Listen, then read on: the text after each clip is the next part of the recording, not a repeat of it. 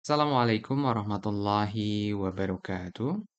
Bismillah, walhamdulillah, wassalatu wassalamu ala Rasulillah. Pada materi perkuliahan yang ke-14 ini, kita akan berbicara tentang tempat pemrosesan akhir sampah atau TPA. TPA ini menjadi akhir dari aktivitas yang ada dalam sistem pengolahan sampah.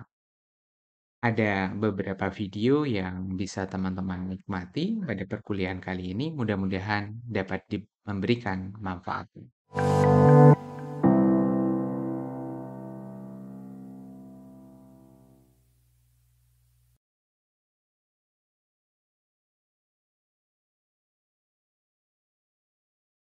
Pada kelanjutan ini adalah kita akan terlebih dahulu berbicara tentang terminologi ya. Terminologi yang pertama adalah sanitary landfill adalah metode pengurukan sampah ke dalam tanah dengan menyebarkan sampah secara lapis per lapis pada sebuah site atau lahan yang telah disiapkan. Kemudian dilakukan pemadatan dengan alat berat, dan pada akhir hari operasi, urukan sampah tersebut kemudian ditutup dengan tanah penutup. Ini menjadi ciri khas dari sanitary landfill, yaitu adanya kegiatan penutupan ya dengan tanah penutup yang dilakukan setiap hari pada akhir hari operasi. Sanitary landfill adalah tingkat pengamanan landfill dengan konsep yang paling ramah lingkungan untuk saat ini. Ini akan diterapkan di kota-kota besar di berbagai macam negara. Nah, pada saat bersamaan konsep yang sama tapi tidak ramah lingkungan juga masih diterapkan adalah dengan konsep open dumping. Nah, open dumping ini pastinya dia tidak mengikuti tata cara yang sistematis serta tidak memperhatikan dampak terhadap kesehatan, baik untuk lingkungan maupun makhluk hidup yang ada di sekitarnya. Jadi sampah tidak dikelola dengan baik, ditumpuk saja di suatu lahan terbuka, kemudian saat kondisi penuh, terus kemudian harus berpindah ke lokasi yang lain. Ini adalah open dumping. Di Indonesia sendiri sebenarnya ada satu istilah lagi teman-teman semuanya. Ada istilah yaitu kontrol landfill. Kontrol landfill adalah sistem pengolahan sampah berbasis TPA juga, namun standar operasionalnya di bawah sanitary landfill. Ya, secara sederhana kita bisa membedakan adalah jika sanitary landfill ditutup setiap hari dengan menggunakan tanah agar sampah tersebut tidak terpapar dan tidak mengeluarkan berbagai macam vektor penyakit, bau dan seterusnya, akhirnya perlu ditutup. Nah, kalau sanitary landfill tadi ditutup setiap harinya, kalau kontrol landfill ditutup adalah selama 7 hari sekali ya, 7 sampai 8 hari sekali. Ini, menandakan ada kegiatan yang sedikit berbeda dalam rangka untuk menekan biaya operasional dari sanitary landfill tersebut ya, atau kontrol landfill tersebut.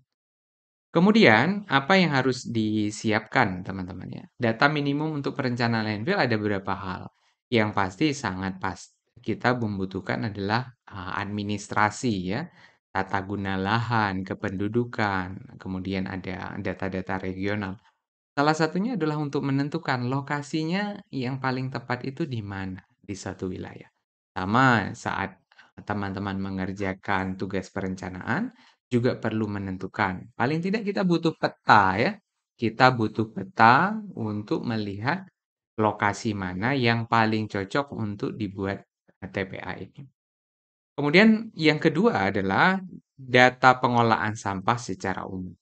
Yang pasti kita butuh timbulan sampah yang didapat dari hasil proyeksi penduduk ya. Kemudian karakteristik dari sampah itu sendiri, komposisinya seperti apa, terus kemudian karakter kimianya seperti apa. Minimal kita tahu kadar air, nilai kalor untuk menentukan teknologi yang cocok diterapkan di TPA tersebut. Dan berikutnya adalah data existing. Pasti ya kita butuh. Saat ini tuh, eee, pengolahan sampah sudah dilakukan seperti apa gitu ya. Sehingga pada saat perencanaan landfill sudah jelas, kita akan masuk ke ranah atau tahapan yang mana. Kemudian yang keempat adalah kondisi topografi dan hidrogeologi suatu wilayah. Karena landfill ini akan berhubungan dengan tanah, dengan lahan, sehingga butuh data-data minimal topografi dan hidrogeologi, walaupun ada beberapa data lagi yang akan kita perlukan ya untuk meminimalisasi pencemaran yang akan terjadi. Kan kita tahu bersama bahwa landfill tersebut adalah lokasi yang penuh masalah, sehingga kita tugasnya adalah meminimalkan masalah yang kemungkinan akan muncul. Pada video yang pertama ini kita akan lihat bagaimana metode secara sederhana pemilihan landfill itu dilakukan ya, teman-teman semuanya. Yang pertama adalah ada tahapan-tahapannya ya. Mulai dari penyaringan awal, penyaringan individu, sampai nanti penyaringan final untuk lokasi tersebut. Penjelasannya nanti silakan, teman-teman mempelajari dari PowerPoint yang ada gitu. Sifat-sifatnya pasti berbeda ya, secara, lokasi, kemudian prioritas, dan seterusnya. Nah, biasanya cara-cara yang digunakan untuk pemilihan lokasi ini ada beberapa. Yang paling, mudah dan sering diterapkan, terlebih itu adalah Standar Nasional Indonesia atau SNI, ada SNI 193241 tahun 1994, tentang bagaimana memilih, calon lokasi, misalnya ada calon lokasi pertama, lokasi kedua, lokasi ketiga, dan seterusnya, gitu ya. Jadi, dari lokasi-lokasi tersebut, mana nih yang paling cocok dijadikan lokasi untuk, landfill tersebut ya, sehingga akan terpilih salah satu lokasi yang dianggap paling cocok dari segi apapun ya. Kemudian yang kedua adalah metode Lagrange ya, metode Lagrange untuk memilih ya. Kemudian ada metode Haggerty dan seterusnya.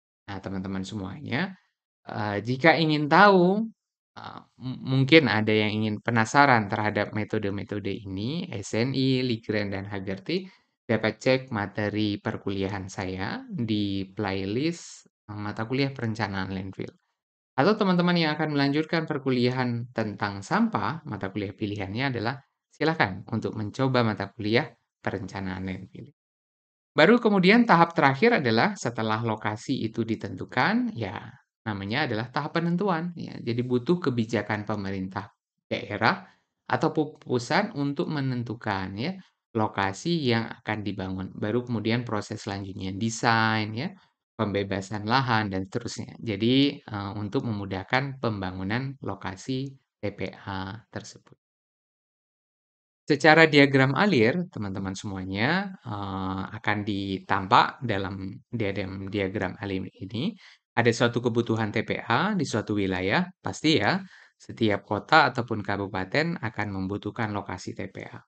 Kemudian ada kriteria-kriteria umum yang harus dipenuhi, terutama yang berkaitan dengan tata ruang.